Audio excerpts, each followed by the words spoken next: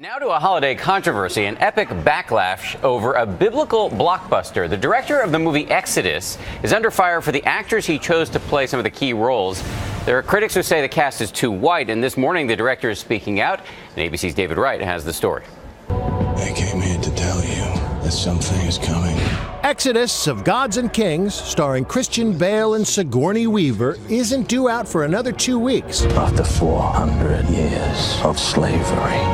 The new Moses flick is already making waves. There's a sea ahead and an army behind! Award-winning director Ridley Scott on the defensive over criticism that the cast of his biblical blockbuster is too white.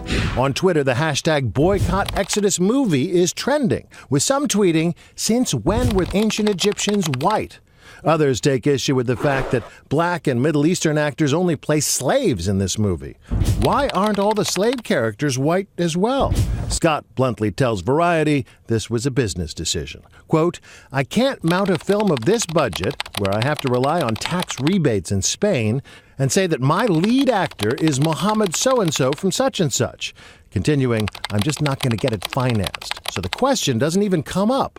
With the notable exception of Omar Sharif, "This is my well." It was ever thus in Hollywood. Hollywood has a big diversity problem. They don't often let actors of color or diverse actors play lead roles in films. The iconic big screen Moses, Charlton Heston, Who is on the Lord's side? was no more Jewish than Christian Bale. Ridley Scott's Exodus is also in hot water from religious groups, angry over Christian Bale's read on the character Moses. He really was a very troubled and tumultuous man. Religious groups want to make sure that the Bible is portrayed in a way that is fair and isn't offensive. But Exodus may indeed weather the storm.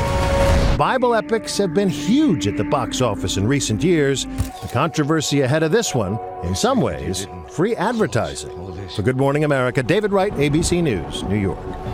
Yes, biblical films usually do spark some sort of backlash, Yes. which then creates a huge box office boom. So Exactly. you can decide for yourself when you see the movie.